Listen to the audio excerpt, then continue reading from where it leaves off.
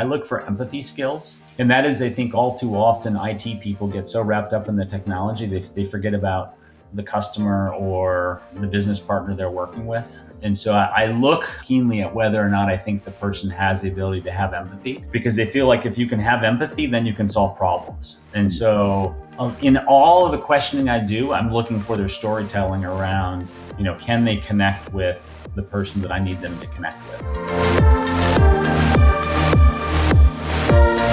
Welcome to another episode of Higher Learning. I'm your host, Oz Rashid. This is the show where we learn from executives and founders who are disrupting and changing industries and companies about what they see differently when it comes to identifying top talent. If this is your first episode, welcome. We are so glad to have you. If you are a longtime listener, thank you for the continued support. I hope everybody can go subscribe on either Apple, Spotify, wherever you listen to podcasts, and go ahead and give us a great rating. I'm joined today, now I say this all the time, by a great guest, but this one is actually somebody that I consider a close personal friend and somebody that I've learned a lot from. I'm so excited to introduce you all to former Chief Information Officer at Florida Power and Light, Michael Fowler. Michael, how you doing, bud? I'm awesome. How are you? Good to see you. I'm good. Michael, every time I talk to you, the first thing I ask you is, what country were you in most recently? So let's do it. What country were you in most recently? Iraq. See, that's not a normal answer. I mean, you're one of very few people that I could ask that question to and get that answer. What were you doing in Iraq? It was all personal. It was vacation, and so that then when I add on vacation, it raises eyebrows even more. The funny thing is, it would have made more sense if it was professional.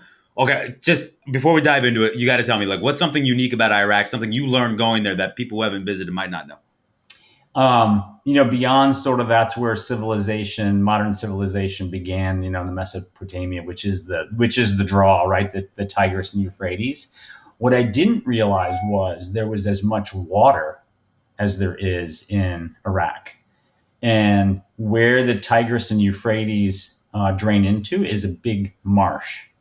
And there are people who for thousands of years, have lived in these floating houses in the marshes of Iraq.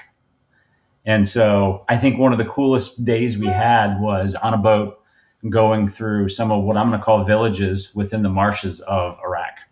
That's not something I would have known. That's pretty incredible. Okay, so you said marshes. It's not like oceanfront. Is it like beach type community? No, I mean, that's probably going a little bit far, right? Lots of water and lots of grass. Grass probably 5 feet tall and channels that run through them. And so it's the grassy areas where, the houses are built, and then obviously the boats navigate the channels. And so kind of like a grassy Venice. Wow. I would not have known that. That's amazing. And see, that's the beauty of travel. You expand your mind. You learn things that you didn't know. How long were you there? We were there 10 days. And I met a startup guy. So 75-year-old man, startup, ecotourism, right? And so he was the one who did all this who did all this navigating through the water for us. Interesting guy. And I never thought about, a 75-year-old Iraqi that lives in the marshes being eco startup guy. Yeah, very different than, say, Silicon Valley. Yes. Can I just ask, what was the best bite you had, best food you had while you were there? It's a lot of kebabs. And probably the last day when we were in the north of Iraq called Kurdistan, this restaurant's known for their kebabs. They actually have taken over like half of the market with places to sit down and eat. And so definitely the fresh kebabs. Okay, well, this is one of my favorite starts to a podcast. I'm so glad I learned that. Maybe one day I'll be in Iraq and get to see the beautiful marshes and meet the 75-year-old startup. Hey, listen, we're probably we just upped the board of tourism in Iraq by 15, 20% just by this podcast. So let's get into it. Let's talk a little business. So I said at the beginning, most recently, you were the CIO at FPL. And after many years of building an incredible team there and having a ton of success, you recently retired. And so I'm just interested, what led to this decision? Because you've obviously got a lot to offer. You've got a lot of energy. I wouldn't have, when you told me, I was shocked that you were retiring. What led to the decision, and was it hard? It was very hard. So I'm going to leave the very hard part for the second part of this. So what led up to the decision, when you, and I won't say the age, but when you get to an age, you start to think about the things you haven't done. And so we just got finished talking about Iraq. And so I wanted to be able to do those things And I was a workaholic, and I am a workaholic. I don't think it ever leaves you. And so, I had a hard time balancing how to make sure I was giving 110% at work, and then still getting in some of the stuff that I wanted to do, like Iraq. Um, so I think that ultimately led to I couldn't do both and give 110%. And so I found a good point to make the break. And so I think I left the team in a very good place at FPL. It's an awesome team, and look, they're very customer focused, and so it's a 24/7 job. Was that something where like there was a moment where you had an inflection point either at work and home, or was it more of like a gradual process where you just kind of came to like, this is what I need to do? And, I think it was definitely gradual, right? And so you can't do the off the beaten travel that we do in a 2-day weekend. And so I knew that I needed more time, and I knew that that wasn't fair to my team, or to the customers of FPL. And so it was that fine balancing act. And so it definitely came over time. And the hard part was I think I am young, and I wasn't ready to go.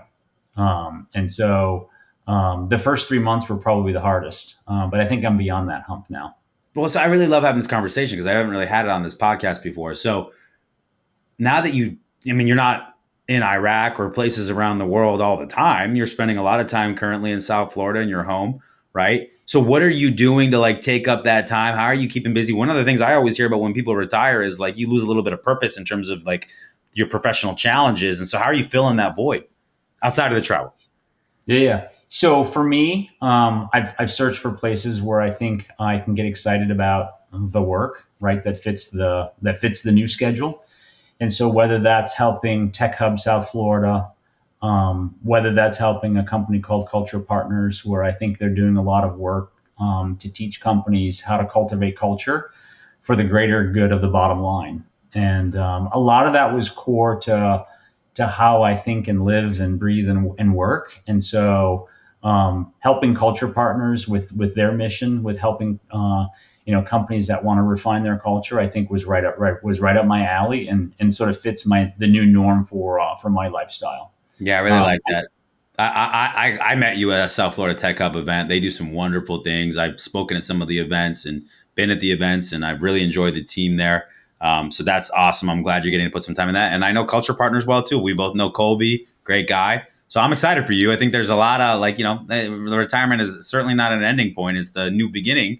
In a lot of ways, you're going to do some of the best travel of your life upcoming, and you've got these professional endeavors that you're continuing to keep sharpened. So you're not out fishing or on a boat. You're doing some different things that are keeping your mind stimulated, but also getting to see the world. So I love that for you.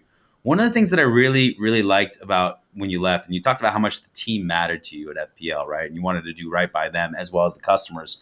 But one of the things you did is you commissioned a book entitled Lessons in Leadership. That was the name of it, right? yep. What and your team contributed to that. So I'm just interested, like, what was the intent of it? How did it come out? Were you happy with kind of the end product? So and look, I think the book was more about the team and the people. And so what I wanted to do was introduce the team of leaders that I had to the rest of the company. Mm. Because what happens when you leave an organization is your successor comes in, and he starts to learn about the team that he or she, right? In my case, it was a he that he inherited. And he might not know them. He might have only seen them, walking around the building, but he didn't really know what made them tick. And so the title of the book was Letters from Leaders. Letter. And so what I asked them to do was to write a short letter to future leaders about what advice that they would give the next generation of leaders. Ooh. And my hope in that is it gives a little bit of insight in what each of their superpowers are. And my hope was that it was a gift to him, that he really saw a level below really quickly of the people, right, and the team that he was inheriting. Because there's so much power in understanding the superpowers that each of us bring to the table. And I think that we captured the essence of that in each of the letters that they wrote. So That's fantastic. What yeah. was there one, and you don't got to name names, but was there one letter or anything that was especially poignant or something that really stood out to you that you have in your memory? No, I think a lot of them are gonna, said similar things, just in a little bit of a different way. Um, and so I don't know that it's fair to say that one was better than the other. Um, Okay, no, that's fair. Just wanted to ask. I yeah, love that. I think that's it's a sign of the type of leader you are, putting the time into something like that, working with your team on that. And I totally agree with you. When there's a change in leadership, a lot of times, right? Like there's that acclimation period, there's that learning period, and anything you can do to speed that up, anything you can do to kind of get somebody and kind of set your people up in a position where they can continue running and excelling rather than going through that kind of that awkward transition phase that can sometimes happen. I think that's a really, really sharp thing. So and the extroverts will always stand out, right? The extroverts will always make their mark with a new leader, but some of the people may sit back a little bit and try to read the tea leaves a little bit. And I think the book is an icebreaker, really, I love it. to get beyond that. And as a deep, deep introvert myself, I'm just so glad that you I can't even get it out of my mouth. I love that. Can I ask you something? You were there for such a long time. You accomplished so much. Is there any specific accomplishment that you're super proud of, or anything that like really stands out that you're like really happy about? Yourself and obviously the team. We accomplished X.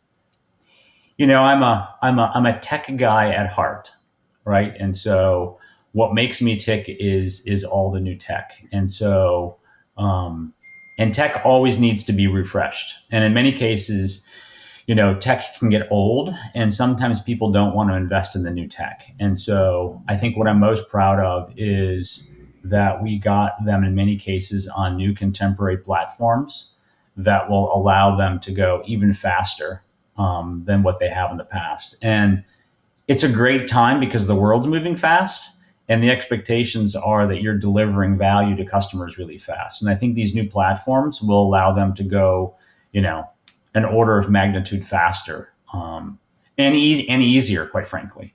Um, Love that. we were in the process of retiring some COBOL code that was more than 30 years old, and COBOL is a great program, but it doesn't move very fast. No, COBOL predates my getting into the professional workforce, so been Yes. around a little while. We need Um, to retire it. And listen, I just got to give some context for people who don't know, who might be our national listeners or international listeners. FPL is Florida Power and Light. It is the big electricity energy company here in Florida. It's pretty much the only standard that we have in place here. And then it's under the Next Era umbrella, which is a bigger, larger conglomerate. So it is like when we talk about scale, when we talk about enterprise, when we talk about like the size and again scale of the things that you have to work on from a technology perspective, it's just humongous. Is it the largest employer in Florida? I believe.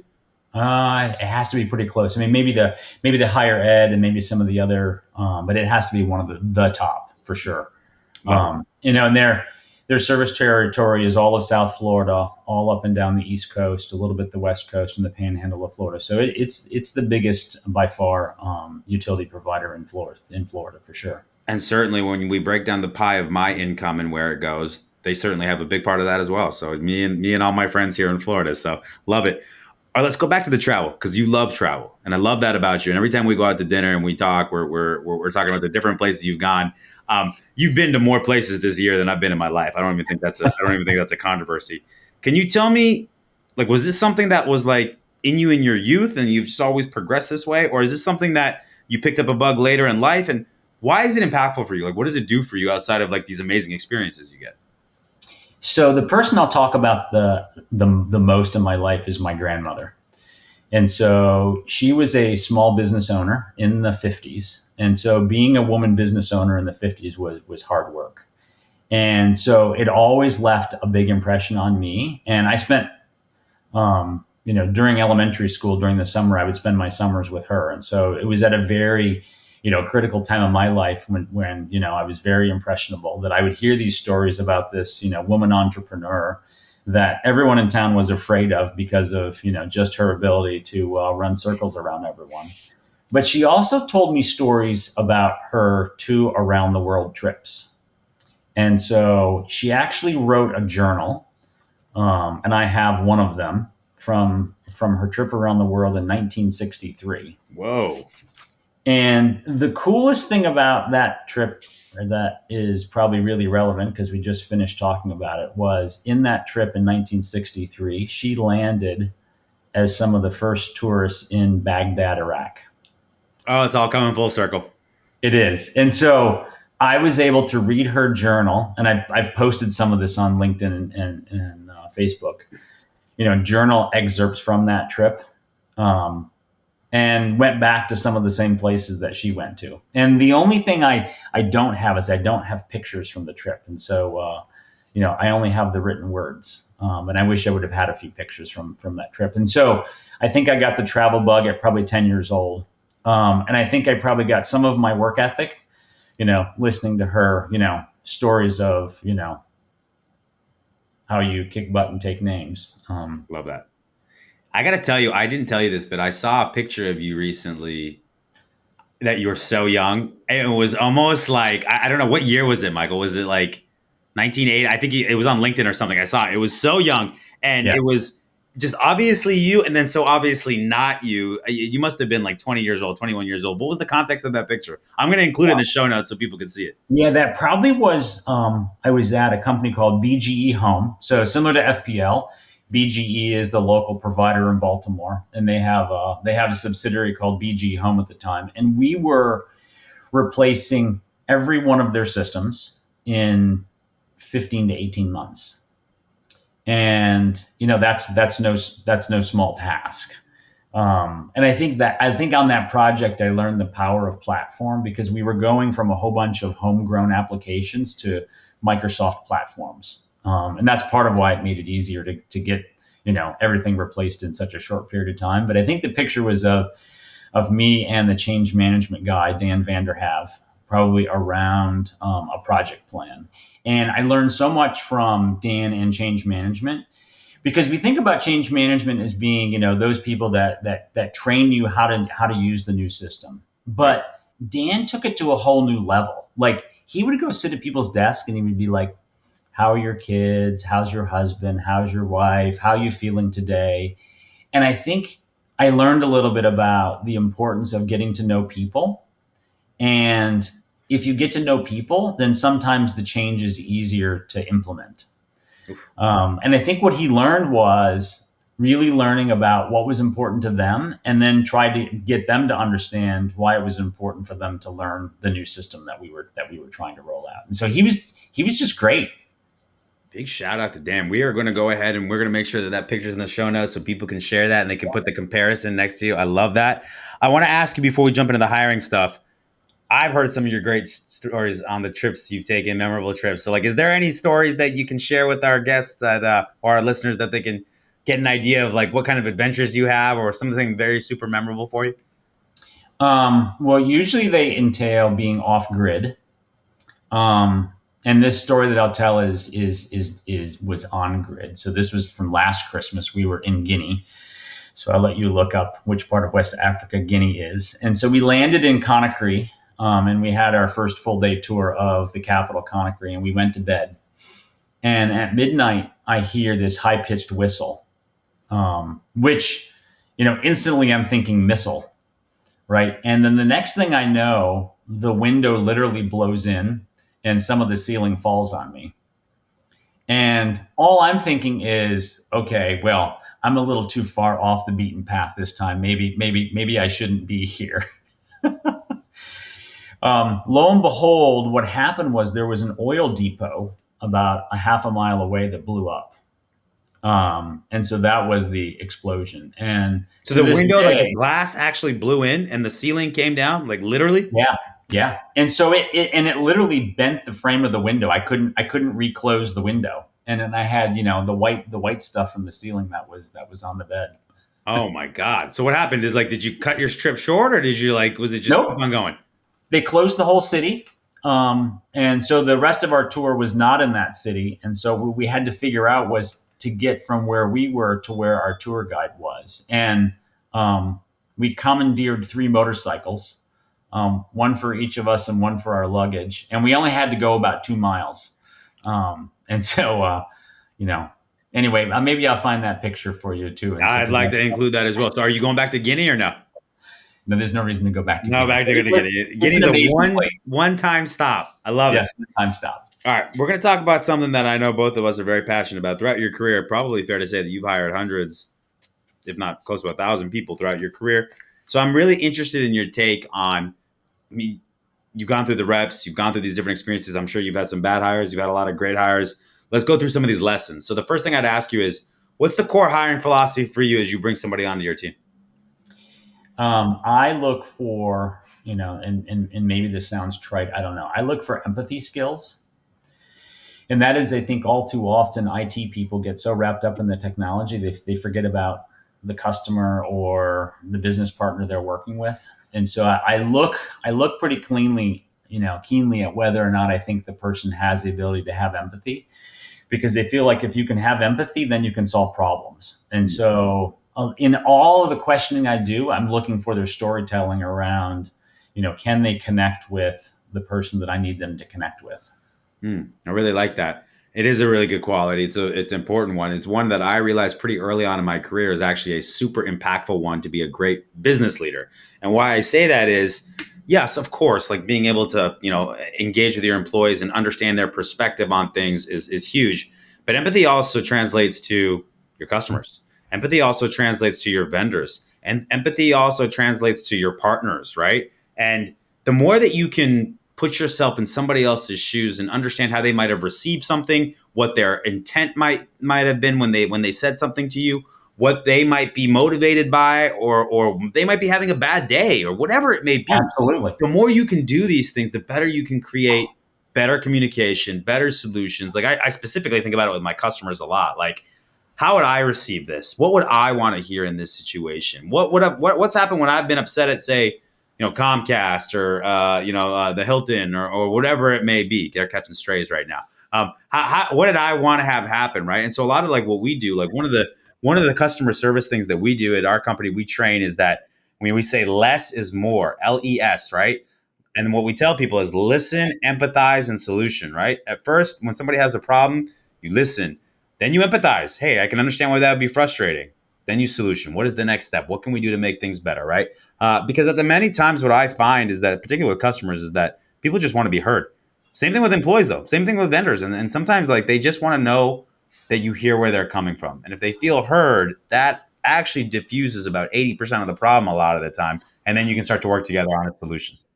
And that listening is listening to hear, not listening to respond. And I think I've heard that a lot lately, because I think in many cases people are quick to just want to respond rather than just to listen first, and truly understand before then they respond. And part of that empathy comes from, and you said it right. I've worked in and around utilities for my whole life, right? There is an end customer, right, and that end customer is expecting their power to be on 24/7, right? And so part of it is the work that comes at you might not come 9 to 5, right? And we know all too well during storm season, right? That work comes 7 days a week, 24 hours a day. And so you need people to understand that there's an end customer that's relying on us, right? To get them the ability that when they're turning that light switch on, like the electricity's on. Yeah, you're right.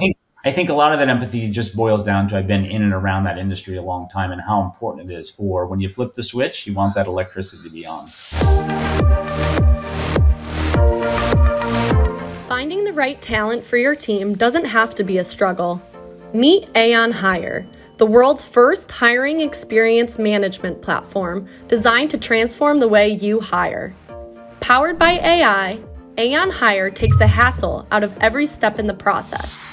From smart resume analysis to customized interview questions, it saves you time, money, and effort. Plus, with real-time insights from every interview, you can quickly identify top candidates, reduce turnover, and stay on budget. And forget about note-taking, Aon Hire takes care of that for you. Ready to revolutionize your hiring process? Visit aonhire.com and get started today. What about a memorable interview experience? Maybe you were interviewing somebody or somebody was interviewing you. Anything come to mind when I say that? You don't got to name names. Yeah, it wasn't names, and so it was. I'll do the setup. So when Agile first started, we were looking for Agile coaches, right? And so no one knew how to do Agile, so we had to hire a few Agile coaches. And so I'm looking for the coach of the coach, right? So it was supposed to be the first hire of the Agile coaches. And what I learned pretty quickly is it was a very eccentric world, And so this woman shows up, and she looked like a stereotypical like Eastern European gypsy, Hmm. complete with like bells and fringe and all kinds of things. And I was expecting like the candles to pop out of her purse next. And so I learned pretty quickly in that space that what we needed to do was to build our own coaches internally. Hmm. Because I went through a few of those with agile coaches. Okay.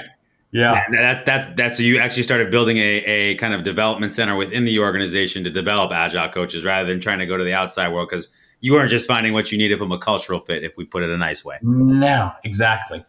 Yeah. When you say you want a candidate with all the bells and whistles, I don't know if that's necessarily what you had in mind when you get that. No, I don't expect people to bring candles and bells to the That's a unique experience. That's definitely not something I've heard before. What about a favorite question? Do you have a favorite question you like to ask that really gets to the heart of things? I do have a favorite question, and I actually stole this favorite question from a good friend of mine, and it's very insightful, and he was right on this question, and that is the question is: you have a time machine, and I'll give it to you, so you're going to have to answer. Okay, this. I want you to ask it to me in real time. Let's go, and I'll answer it. All right. So you have a time machine, and for 24 hours, you can go anywhere you want in the future, backward, forward, anywhere you want. You can't work. What are you going to do, and where are you going to go? Oh my God. Obviously I'm not going to say like I go back like 20 years and tell myself to invest in Google or Microsoft or anything like that.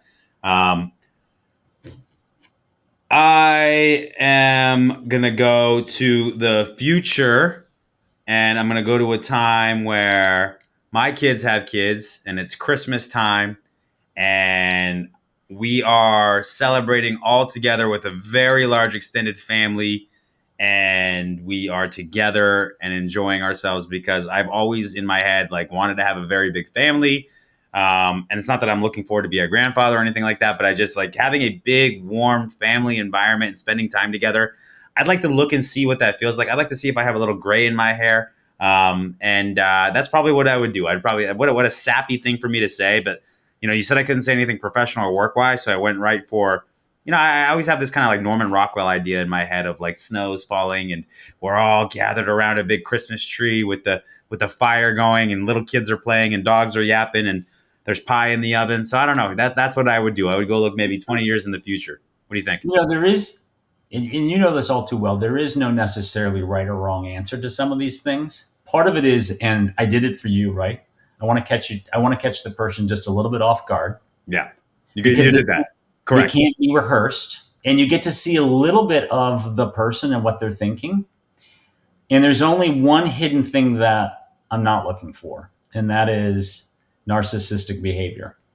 Oh boy, I said I wanted to see my gray hair. No, I'm out. and what you said was fine, but it's not the I'm going to go back to make sure I win the lottery. I'm not looking for that. And so no, you were fun, and a lot of times the question or the answers resolve around grandparents, and that's a very common there's a very common way to answer that question is I want to go spend time with my grandparents, and I liked your twist on it. You want to be the grandparent that shows up in the future, and I think that's kind of cool. Yeah, it's funny because my mom used to laugh with me. She, I was like the only 12-year-old boy that was like, I want to have so many kids that you can't fit them on a bus. Like, I don't know why I always had this desire to have just a really big family. I have 4 kids now, so it looks like it was a self-fulfilling prophecy. But yeah, that is something that, I don't know. There's something about that matters to me, that means to me. All right, we're throwing it back at you. You got a time machine. Where are you going? I'm definitely going to the future, and I'm definitely doing more traveling. And so, I think some of these places that we would consider off the beaten path today, I think some of them won't be in the future. And so I'd love to see, and I was, this past summer we were in the capital of Angola, and the capital's name is Luanda. And I was very impressed with just how modern that city felt. And I never really knew much about Luanda or Angola. And so I won't say that I necessarily want to go back to Luanda in the future, but, pick your favorite city and wanting to see what really happens in the future. You could say Singapore, right? Singapore is so forward already today. where will they be in the future? Or like a Dubai or a city like that, too, right? Yeah. Exactly. Interesting. What about when you miss? Because I'm sure you've hired people throughout your career that just didn't end up working out. Do you find that there's like a theme or something you wish you would have done differently when that happens?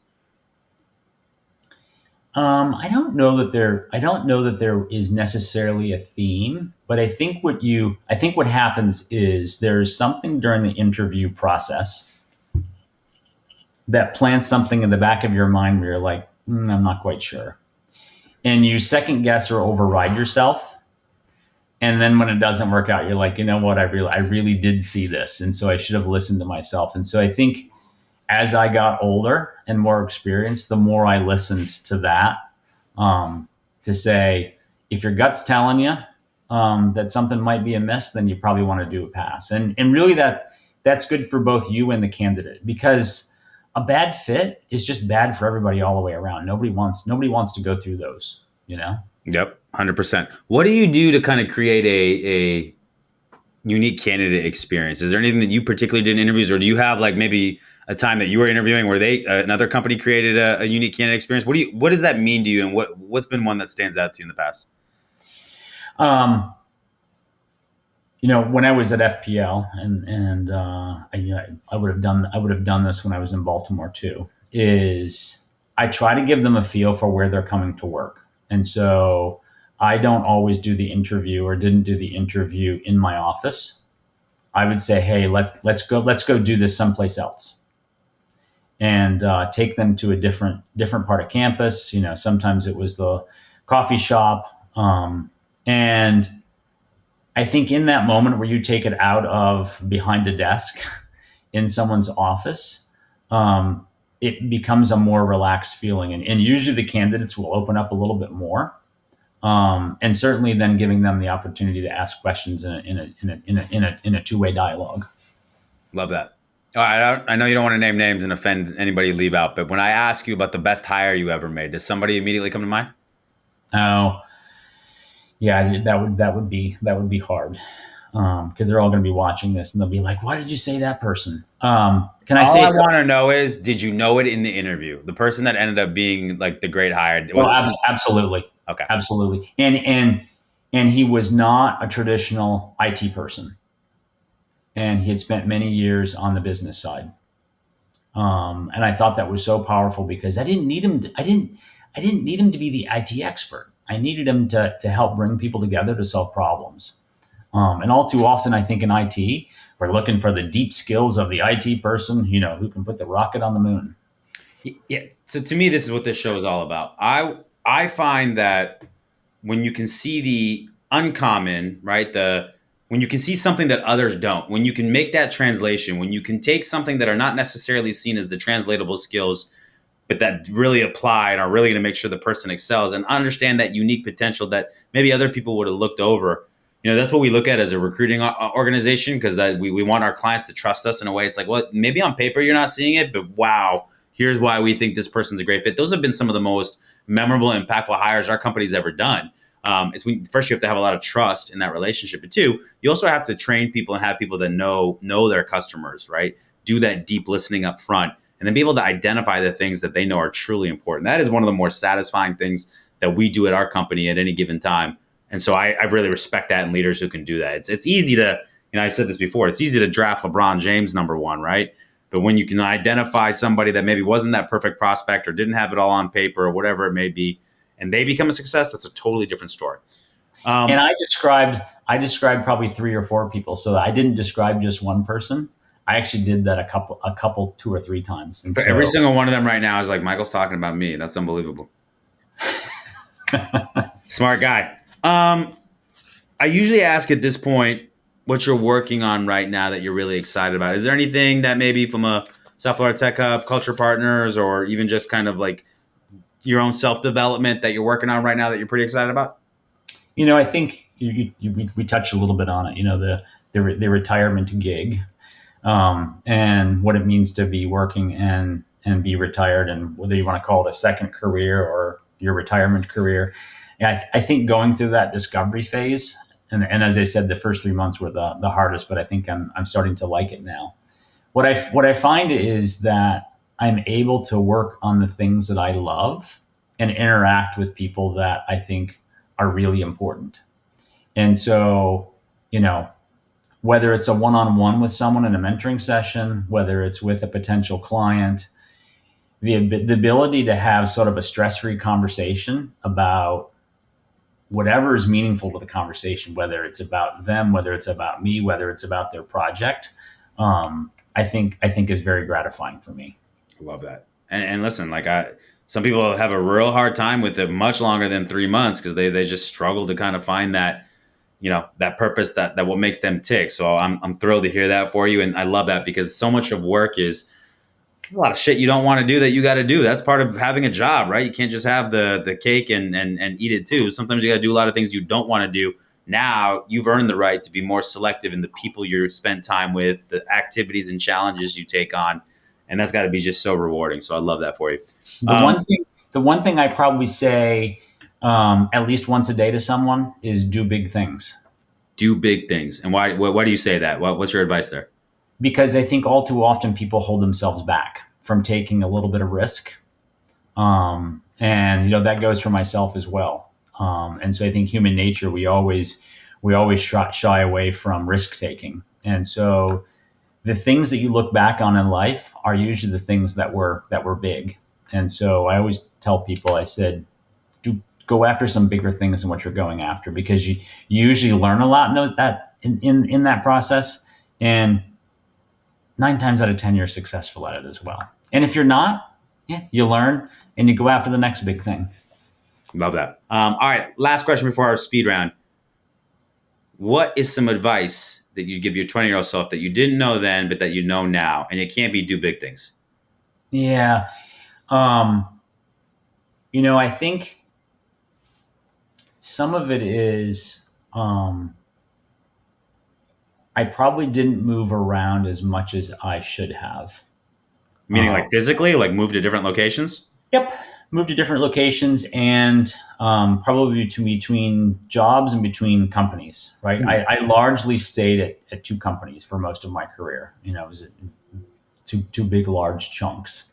And I'm not advocating that you have to change companies, but I think you need to move around a little bit more. And it's the advice I give all the interns and the new people coming in, and it's advice I'd give myself is, did I move around enough to get that experience? All right, here we go. Lightning round, travel time. You ready? Yep. All right. Most memorable trip you ever took? Sudan. Okay. Any particular reason why? It was probably the tent experience. And so I'll send you a picture on this one as well. A tent in the middle of the Sahara, which you look like a speck of sand. And wow. Wow. How about roughing it? Best meal you've had on a trip? On a trip? Probably would have to be in Singapore. They have some amazing food and some amazing restaurants. Okay. What this is a very naive question. Like, what would be a typical fare in Singapore? Well, they have they're known for their pepper crab and some of that, but it's very typical Southeast Asian food. Pepper crab sounds delicious. And usually fusion, because it's usually lots of different cultures. Okay. Best beach. Oh, best beach. That's a hard one. I'm gonna have to say the Maldives. Maldives. Okay. Just beautiful water, beautiful sand. Like, why do you say it? Everything? Yeah. Beautiful water, beautiful beaches, and deserted, like no one was there. So we were there during COVID, and I think that helped a little bit. So, you'd land on a beach and there'd be no one around, and just the colors were amazing. I love that. What about most beautiful scenery anywhere that you've been traveling wise? Most beautiful scenery. I think I have a newfound love for Venice. It is a spectacular place. It's special. I've heard some mixed reviews though, just because like the water and everything, and it's not like, I don't know, like I just why Venice? Why does that stand out to you? It might have been the time of year we weren't there during peak tour season, and just like everything else, we didn't walk just the places most tourists goes. We were deep back in some of the alleyways of Venice, and I think you start to see the beauty of some of the real neighborhoods. Ooh, I like that. Coldest you've ever been on a trip? Coldest? Oh yeah. It had to have been Duane Arnold, which is in Cedar Rapids, Iowa. We have NextEra runs a nuclear power plant, or did run a nuclear power plant there, and I went to see my team in January. And so here you have the Florida guy showing up in Cedar Rapids, Iowa in January, and it was 19 degrees below zero. Oh, good Lord. That's cold. What's your favorite airline? So I got this today. Someone else asked me. Qatar. Qatar? Yep. What do they do better? They're the full package. They know what a customer is, and I think their attention to detail, whether it's the onboard services, whether it's when you land, whether it's in their lounges, it clearly demonstrates they're all about the customer for the entire journey. Okay, you go to New York a lot. You love the theater. What's your favorite show you've ever seen? Oh, that's a little bit unfair. And I'm gonna be too predictable. And because there's a new movie out on it, I liked Wicked. I was just going to ask you about Wicked. So I went and saw it with my daughters a couple weeks ago. What was your thoughts on the movie? I haven't seen it yet, but we're going soon. Yeah.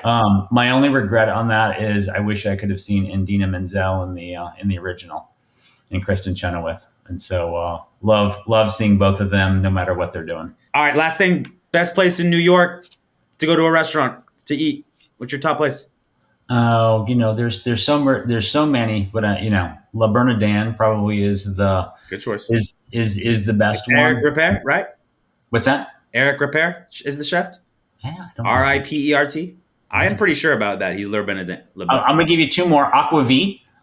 So a good Scandinavian one. If you like Scandinavian liquor, Aquavit was great. And 11 Madison Park, which went vegan. I'd been there before I went vegan. I'm a big fan of Danny Mayer and his entire, enlightened hospitality mentality. So I've tried to go to all of his restaurants. Also the founder of Shake Shack. They, like you talked about Qatar Air, they do that very well when it comes to your dining experience. And we've actually modeled a lot of the enlightened hospitality as part of our enlightened customer experience here at MSH. So big fan of that place. Michael, I think people have probably pulled over on the road. They're writing down all these notes on these different restaurants and places they need to visit. I appreciate you coming on, bud. Thanks so much. Yeah. Great seeing you. All right. Have a great day. Talk to you later.